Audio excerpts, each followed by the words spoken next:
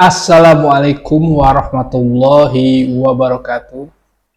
Sahabat-sahabat dimanapun Anda berada, jumpa lagi dengan saya Adrian Syah di channel Dialektik TV. Semoga sahabat-sahabat hidupnya penuh dengan keberkahan, diberikan tambahan rezeki, diberikan kesehatan. Kalau yang sakit diberikan kesembuhan. Kalau yang sedang mengalami kesulitan ekonomi diberikan solusi, ditambahkan rezekinya, dijadikan kaya raya. Baik sahabat-sahabat, kali ini saya akan membahas teori sosiologi berikutnya tentang seorang tokoh yang bernama Emile Durkheim. Emile Durkheim ini adalah seorang sosiolog asal Prancis, salah satu dari the godfather dari sosiologi, selain dari Auguste Comte. Emile Durkheim ini lahir di Prancis, anak dari seorang rabi Yahudi. Tapi seiring berjalannya waktu karena faktor politik di Prancis saat itu, yaitu di Eropa, yang menyebabkan Yahudi ini mengalami seperti permasalahan di dunia politik karena ada gerakan antisemit ya. Dan Emile Durkheim ketika masuk kuliah, dia memutuskan untuk menjadi seorang yang agnostik atau memilih tidak beragama, bahkan cenderung ateis seperti itu. Tapi ketika dia sudah menjelang masa tua ya, justru Durkheim ini banyak melakukan riset-riset tentang agama. Durkheim adalah orang yang pertama kali mengajarkan tentang metodologi. Banyak yang berpendapat bahwa bapak sosiologi itu ya Durkheim ini, bukan Auguste Comte. Baik sahabat-sahabat, kita akan bahas Durkheim lebih dalam. Yang pertama, Durkheim adalah tokoh sosiologi yang fokusnya adalah pada kesatuan masyarakat, atau bisa dibilang integritas sosial. Durkheim yang pertama kali dia bahas adalah tentang fakta sosial. Durkheim mengkaji tentang fakta sosial itu tujuannya agar bisa membedakan dari ilmu pengetahuan yang lain. Karena yang dikatakan sosial itu adalah segala sesuatu perilaku perbuatan manusia itu termasuk sosial.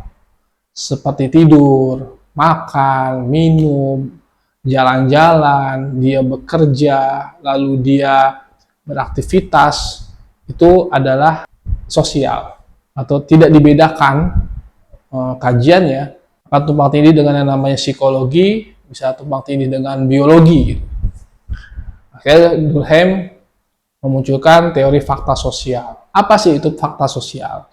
Yang pertama, fakta sosial mengatakan bahwa individu itu dipengaruhi oleh faktor eksternal. Jadi adalah konsep namanya eksternalisasi. Bahwa kita ini, individu ya kita ini sebenarnya perilaku kita, gaya hidup, cara bicara, semuanya itu faktor eksternal. Artinya kita terpengaruh lah oleh sesuatu yang di luar diri kita. Memang sempat dibantah oleh Herbert Spencer. Herbert Spencer mengatakan bahwa manusia itu makhluk yang bebas, dia bisa menentukan arah hidupnya. Tapi Durkheim ini mengatakan bahwa faktanya memang manusia ini tidak bisa menentukan arah hidupnya. Manusia ini tidak bebas sebebas-bebasnya, tapi manusia ini sebenarnya terikat oleh faktor eksternal di luar dirinya.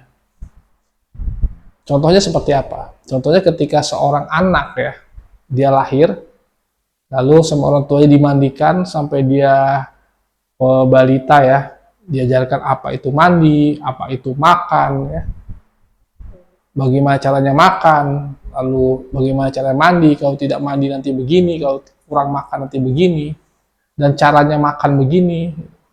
Akhirnya ketika dia sudah dewasa, itu menjadi suatu kebiasaan ya, yang sudah tidak perlu lagi disuruh-suruh, tapi ya udah, kalau saya tidak mandi ini ya nanti saya bau, saya akan dikucilkan, mau tidak mau. Jadi orang itu tahu caranya mandi itu ya dari faktor eksternal. Bahkan kita mandi pakai sabun, itu juga faktor eksternal. Kenapa kita tidak mandi misalnya menggunakan tumbuh-tumbuhan alam gitu ya, atau menggunakan zat lain ya selain sabun, atau misalnya kenapa kita tidak membersihkan gigi kita dengan sabut kelapa atau tidak dengan bubuk batu bata seperti orang-orang tua zaman dulu. Kenapa kita menggunakan odol? Kenapa kita menggunakan sikat gigi? Ya karena faktor eksternalisasi. Maka kita akan jadi aneh kalau kita itu membersihkan gigi, kumur-kumurnya pakai daun sirih atau sabut kelapa gitu ya. Misalnya pergi ke pasar cari sabut kelapa atau yang namanya daun sirih untuk membersihkan gigi. Padahal tinggal pergi ke warung, beli odol, selesai. Nah, itu juga faktor dari eksternalisasi. Kenapa sih kita pakai baju, pakai celana? Ya faktor eksternal. Ada suku-suku pedalaman, suku-suku primitif, itu ya tidak pakai baju, ya, tidak pakai celana, mungkin pakai penutup saja gitu. Bahkan ya bugil itu sesuatu yang biasa, tidak akan ada dapat sanksi sosial. Tapi kalau seseorang melakukan itu di masyarakat modern ya pasti akan mendapatkan sanksi sosial atau penolakan ya secara kolektif. Itu faktor eksternal. Artinya jadi apa yang kita lakukan saat ini itu sebenarnya kita ikut-ikutan lah bahasanya. Anak sekarang bilang FOMO ya. Tapi ya memang FOMO itu sesuatu yang tidak bisa dihindari. Memang kita ikut-ikutan kok. Kita beli handphone ya ikut-ikutan. Kita beli baju model tertentu ya ikut-ikutan. Potongan rambut itu ikut-ikutan. Jadi memang eksternal itu sangat mempengaruhi individu. Artinya Durkheim mengatakan bahwa individu itu dipengaruhi oleh masyarakat. Kemudian yang kedua ada yang namanya kolektivitas. Ya. Jadi masyarakat ini tidak akan bisa lepas dari yang namanya kesepakatan kolektif. Seperti tadi saya bilang, bahwa misalnya kenapa sih orang sekolah pakai sepatu, ya pakai seragam, itu karena kesepakatan kolektif. Kalau dia coba-coba untuk tidak pakai sepatu, ya pasti dia akan dihukum oleh gurunya kan. Lalu yang disebut dengan muslimah adalah pakai jilbab. Dan pertanyaannya jilbab juga tergantung kesepakatan kolektifnya. Ada yang jilbab biasa, ya sekedar pakai saja. Ada yang harus jilbabnya harus panjang. Bahkan ada yang harus bercadar gitu. Itu tergantung kesepakatan kolektif saja. Nah, kolektivitas ini yang menentukan sikap individu. Ketika ada individu yang mencoba melakukan pembaharuan, itu pasti akan mengalami penolakan. Bahasanya akan dibully lah, ya. Kalau sekarang beda sendiri, dia harus siap-siap dibully, siap-siap untuk mengalami cancel culture ya, karena dia beda sendiri, dikucilkan dan lain sebagainya. Lalu juga fakta sosial ini juga faktor pengawasan. Karena kita merasa diawasi, maka kita melakukan sesuatu ya.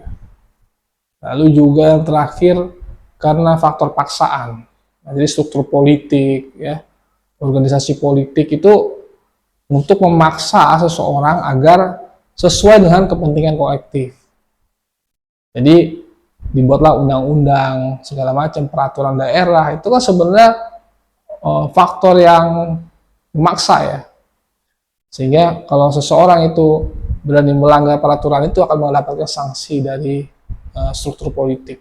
Baik sahabat-sahabat dimanapun Anda berada, Emil Durkheim juga menjelaskan tentang perubahan masyarakat ya, perubahan masyarakat dari pramodern ke masyarakat modern.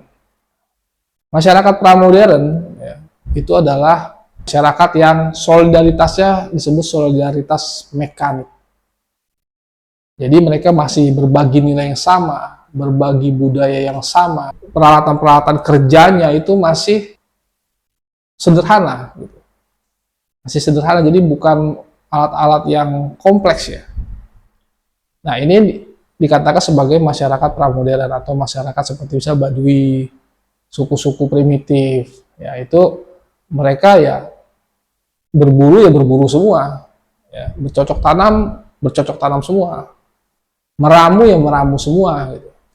Nomaden, nomaden semua, tidak ada perbedaan gitu. Lalu mereka berbagi nilai yang sama, berbagi budaya yang sama, ya, pekerjaannya sama, dan alat-alat bekerjanya juga sederhana gitu.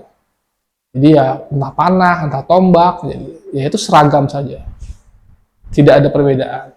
Itu masyarakat pramodern, disebut solidaritas mekanik. Kemudian juga ada solidaritas organik ya. Jadi solidaritas organik itu adalah masyarakat modern. Masyarakat modern ini kan masyarakat yang kompleks ya. Ada perlunya spesialisasi. Ambil contoh misalnya yang disebut dengan komputer. Komputer itu nama satu benda, ya, satu alat lah, alat elektronik ya. Tapi di situ kompleks. Ada namanya CPU, ada namanya monitor, ada namanya mouse ya. Ada hardware, ada software, itu banyak sekali, itu kompleks. Tapi mereka saling bergantung satu sama lain. Nah, masyarakat juga seperti komputer itu. Mungkin ada ahli keuangan, ada yang bekerja sebagai manajer, ada yang bekerja sebagai marketing, ada yang bekerja sebagai office boy, ada yang bekerja sebagai security. Ya walaupun mereka satu kantor dengan beda-beda profesi, tapi mereka bergantung satu sama lain di kantor tersebut. Itu disebut solidaritas organik. Bahkan banyak profesi-profesi yang berbeda-beda. Ada TNI, ada Polri, ada DPR, ada menteri, ya, ada mungkin kejaksaan, ada hakim. Profesinya beda-beda, tapi sebenarnya mereka satu kesatuan yang memiliki ketergantungan satu sama lain. Nah ini masyarakat modern, serba kompleks. Dokter juga begitu, ada dokter jantung, ada dokter mata, ada dokter gigi, ya, ada THT, banyak sekali spesialisasinya. Tapi saling ketergantungan, disebut solidaritasnya organik. Nah ini menariknya tentang Durkheim ini ya, dia banyak memang terinspirasi dari Adam Smith ya, seorang tokoh ekonomi liberal ya. Nah, dia kan salah satu teori yang terinspirasi dari Adam Smith itu dari solidaritas organik ini ya, spesialisasi, adanya division of labor atau pembagian kerja di masyarakat. Dan juga Durkheim ini terinspirasi juga dari Montesquieu. Tapi menariknya Durkheim ini seperti tidak pernah nyambung dengan yang namanya Max Weber ya.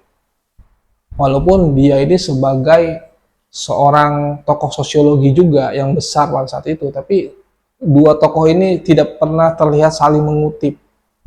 Jadi Durkheim mengutip Weber atau Weber mengutip Durkheim itu tidak pernah. Seperti mereka itu seperti berbeda ya, seperti dikotomi. Tapi ya kita harus mempelajari dua-duanya bahwa kita tidak bisa berpikir pada satu teori saja, tapi juga banyak teori. Nah, Durkheim ini cenderung untuk fokus pada kesatuan masyarakat dan bahwa individu itu dipengaruhi oleh faktor eksternal yaitu masyarakat. Nah, Emil Durkheim juga terkenal dengan teorinya yaitu teori bunuh diri, suicide ya. Bahwa integritas masyarakat, kesatuan masyarakat itu mempengaruhi seseorang itu bisa bunuh diri atau tidak. Apa sih faktornya? Menurut Durkheim ya, kenapa orang itu bisa bunuh diri? Yang pertama adalah egoistik. Kita tahu misalnya sistem kapitalisme ya, di Eropa saat itu kan cenderung ekonominya itu individualistik. Akhirnya masyarakat ya semuanya individualis. Ketika dia individualis, muncul namanya egoistik. Dia terasing dari orang-orang sekitarnya, dia lebih memilih untuk menyendiri. Mungkin faktor jauh dari keluarga, tidak punya pasangan, ya, akhirnya memutuskan untuk menyendiri, tidak mau berteman. Sehingga ketika dia punya masalah, dia cenderung untuk menumpuknya sendiri di pikirannya, dan akhirnya itu paling banyak orang-orang seperti itu bunuh diri. Nah, kalau kemarin saya tonton MMA ya, ada statement dari seorang atlet MMA itu Paddy Pimblett. Jadi sebelum dia bertanding, dia dapat kabar bahwa temannya ini meninggal, sahabatnya, karena bunuh diri. Padahal temannya ini seorang atlet, seorang ahli sering olahraga, terlihat sangat kuat, pria yang sangat macho lah, tapi tidak kuat untuk menahan beban hidupnya. Akhirnya dia mengakhiri hidupnya dengan bunuh diri karena faktor itu egoistik. Jadi sekuat apapun seorang pria, kata Paddy Pimblett, sekuat apapun seorang pria, kalau punya masalah berceritalah, jangan engkau pendam sendiri. Dan itu terjadi pada temennya gitu, orang atlet macho tapi gak kuat dengan beban hidupnya. Satu itu egoistik. Yang kedua, faktor seseorang bunuh diri ada namanya anomi. Jadi anomi ini adalah keadaan masyarakat yang kacau balau, tidak stabil, bisa dibilang tidak bermoral ya. Itu bisa juga menyebabkan seseorang itu depresi, stres, akhirnya bunuh diri juga. Jadi masyarakat tanpa moral, bisa bilang gitu. Nah, anomi ini banyak terjadi ya, orang bunuh diri karena faktor ketidakstabilan masyarakat atau masyarakat yang tanpa moral. Misalnya contohnya Kurt Cobain, dia seorang pemakai narkoba, pecandu alkohol, lalu dia akhirnya tidak kuat dengan adiksinya itu, dia akhirnya bunuh diri di apartemennya. Juga misalnya Chester Bennington, dia vokalis Linkin Park, terkenal sedang jaya-jayanya, bahkan kalau dibilang hidupnya bahagia, dia punya istri, punya anak gitu. Teman-temannya, fansnya banyak, teman-temannya juga solid ya, tapi ya karena dia tidak kuat untuk menahan kecanduan alkohol dan narkobanya, akhirnya dia memutuskan mengakhiri hidupnya. Karena dia menjadi seorang pecandu alkohol itu faktornya karena dia pernah punya trauma masa kecil ya, pernah dilecehkan, pernah dianiaya, akhirnya memunculkan trauma yang mendalam, akhirnya dia harus memakai narkoba dan minum minuman keras yang menyebabkan dia menjadi kecanduan, dan akhirnya harus mengakhiri hidupnya. Itu tadi masyarakat tanpa moral. Dan yang ketiga yang menarik juga adalah istilah altruistik. Altruistik itu seperti empati yang berlebihan ya. Jadi punya rasa, berbeda dengan egoistik. Egoistik itu kayak tidak peduli dengan orang lain, dia hanya mengurusi dirinya. Tapi kalau altruistik itu terlalu empati, terlalu loyalitas kelompoknya besar gitu, loyalitas pada organisasi mungkin ya, loyalitas kepada komunitas. Nah, itu yang terlalu berlebihan bisa membuat seseorang bunuh diri. Kalau kita tahu di Jepang itu ada organisasi samurai ya, ada namanya harakiri kan, ketika dia gagal menjalankan tugas, lalu dia malu, akhirnya dia bunuh diri karena tidak mau malu di kelompoknya. Juga misal terjadi peristiwa bom ya, bom yang bunuh diri seperti di konflik Timur Tengah atau terorisme gitu, itu juga faktor altruistik. Jadi loyalitas yang besar terhadap kelompok sehingga dia rela untuk mengakhiri hidupnya. Nah, ini juga faktor lain. Dan juga sebenarnya banyak sih data-data dari Emil Durkheim ya. Misalnya contohnya orang yang usia di bawah 35 tahun itu lebih rentan bunuh diri. Lebih banyak yang bunuh diri dibanding orang yang usianya di atas 35 tahun. Atau orang yang agamanya ada agama tertentu ya gitu. Itu banyak yang bunuh diri ya. Karena agama yang satunya lagi ini ada istilah pengakuan dosa. Jadi dia ketika ada dosa, ada masalah itu dia curhat ya dengan tokoh agamanya ya. Sehingga sedikit yang bunuh diri dari agama tersebut. Tapi ada agama yang ketika dia punya dosa ya dia menjadi beban sendiri gitu, yang menyebabkan akhirnya dia tidak kuat dan akhirnya mengakhiri hidupnya. Ini faktor-faktor bunuh diri dan banyak lagi ya. Itu metodologinya memang berdasarkan data-data statistik mungkin, atau data kelurahan kali diambil sama Durkheim. Saya tidak tahu lah faktornya apa. Baik sahabat-sahabat, dimanapun Anda berada, lalu bagaimana sih Durkheim melihat agama? Nah, Durkheim ini memang tidak melihat agama modern ya, karena bagi dia tuh agama modern tuh terlalu kompleks ya. Kita tahu adalah Islam misalnya, ada Sunni, ada Syiah, ada Mu'tazilah, ada Jabariyah, Qadariyah, ya, terlalu banyak gitu. Dan rasanya Durkheim tidak tertarik untuk melakukan penelitian tentang Islam. Begitu juga dengan Kristen, itu banyak juga, ada Katolik, ada Protestan, lalu ada yang lainnya gitu kan. Hindu, Buddha, mungkin juga agama-agama modern semuanya kan banyak perpecahan-perpecahan bahasanya gitu. Banyak sekali firqoh-firqoh.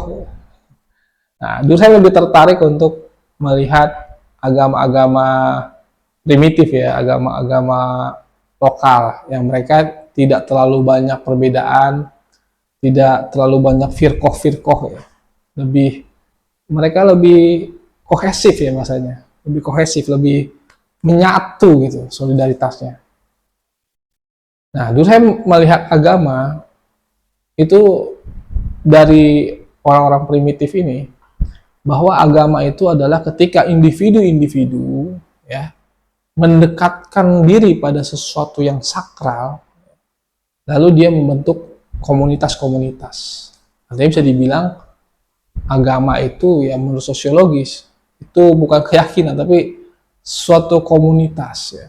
Komunitas untuk mendekatkan diri kepada sesuatu yang sakral. Nah, itu dilihat dari masyarakat tadi agama-agama yang lokal itu ya, yang primitif. Tapi ternyata memang semua agama ya seperti itu. Bahwa Islam itu adalah individu yang berkumpul membentuk komunitas untuk mendekatkan diri pada sesuatu yang sakral. Seperti kenapa sih orang berbondong-bondong pergi haji, pergi umroh, ya karena ada Ka'bah itu yang dianggap sebagai sakral. Ya, lalu misalnya ada di Yerusalem, ya kenapa orang pada ke sana ya? Karena ada sesuatu yang sakral di sana. Sehingga menyatu orang untuk berangkat ke sana. Masjid juga seperti itu. Ada sesuatu yang sakral. Amalan-amalan semua ada dianggap sesuatu yang sakral. Jadi orang beragama adalah mendekatkan diri kepada sesuatu yang sakral dan mereka membentuk komunitas. Itu katanya Emil Durkheim secara definisi. Baik, mungkin itu saja sahabat-sahabat. Semoga bermanfaat. Sekian dari saya. Assalamualaikum warahmatullahi wabarakatuh.